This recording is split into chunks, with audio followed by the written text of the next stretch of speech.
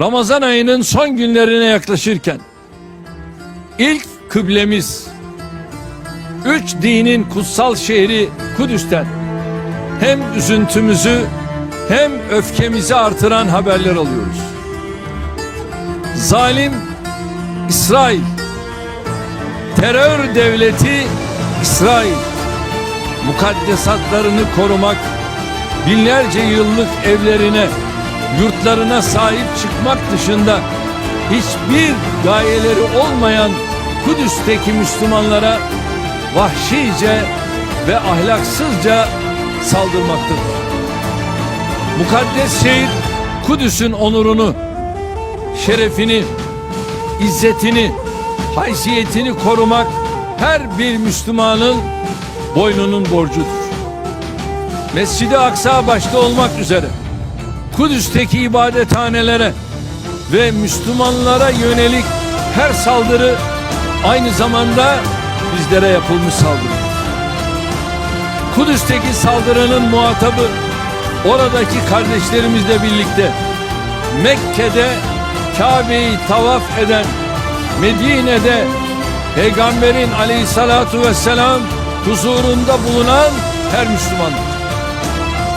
Bu saldırının muhatabı İstanbul'da, Diyarbakır'da, Bağdat'ta, Kahire'de, İslamabad'da, Jakarta'da, Kuala Lumpur'da, Bakü'de, Saraybosna'da yaşayan Müslümanların her biri.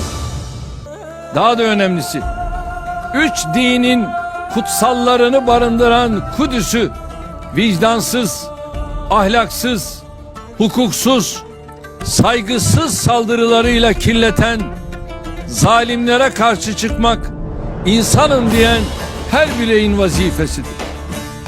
İsrail devletinin saldırılarına sessiz kalarak veya kayda değer tavır ortaya koymayarak dolaylı şekilde destek veren herkes orada yaşanan zulme ortaktır. Buradan İslam ülkeleri başta olmak üzere tüm dünyayı İsrail'in Mescid-i Aksa'ya, Kudüs'e ve Filistinlilerin evlerine yönelik saldırılarına karşı etkili şekilde harekete geçmeye davet ediyor. Tüm halkı Müslüman olan ülkelere sesleniyorum.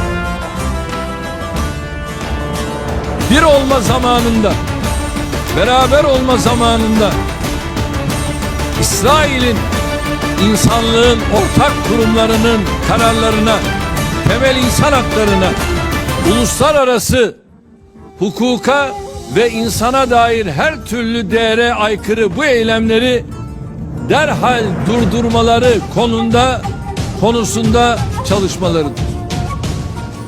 Bu konuda Türkiye olarak biz üzerimize düşeni yaptık, yapıyoruz ve yapacağız. Dünyada hiçbir insanın uluslararası kurumlara ve kurallara güveni kalmaz. Herkes kendi başının çaresine bakmaya başladığında ortaya çıkacak kaos ve yangın önce bu zulme sessiz kalanları yutacak. Unutulmamalıdır ki Kudüs tüm dünyadır. Oradaki Müslümanlar da tüm insanlıktır. Kudüs'ü ve Müslümanları koruyamayan bir dünya kendi kendine ihanet etmiş, kendi kendini imha edecek bombanın pimini çekmiş demektir. Türkiye olarak her zaman olduğu gibi bugün de Kudüs'teki kardeşlerimizin ve Filistin coğrafyasındaki tüm Müslümanların yanındayız. Birleşmiş Milletler ve İslam İşbirliği Teşkilatı başta olmak üzere konuyla ilgili tüm uluslararası kurumları harekete geçirmek için gereken girişimleri hemen başlattı. Özellikle Birleşmiş Milletler Güvenlik Konseyi derhal ve etkin tedbirlerle bu zulme dur demezse dünya 5'ten büyüktür diye ifade ettiğimiz çarpıklığı kayıtsız şartsız kabul ediyor demektir. Biz küresel dayanışma ve işbirliği sisteminin 5 ülkenin keyfine terk edilemeyecek kadar önemli bir mekanizma olduğuna inanıyoruz. Birleşmiş Milletleri Güvenlik Konseyi başta olmak üzere tüm kurumları ve işleyişiyle köklü bir reforma tabi tutma çağrımızı tekrarlıyoruz. Kudüs'te Mescid-i Aksa'ya ve Müslümanlara yönelik alçak saldırıların derhal durdurulmasını istiyoruz.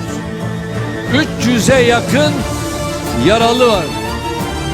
İlk andan itibaren Filistinlileri evlerinden etmeye ve yurtlarından çıkarmaya yönelik her türlü doğrudan ve dolaylı baskıların sona erdirilmesini bekliyoruz.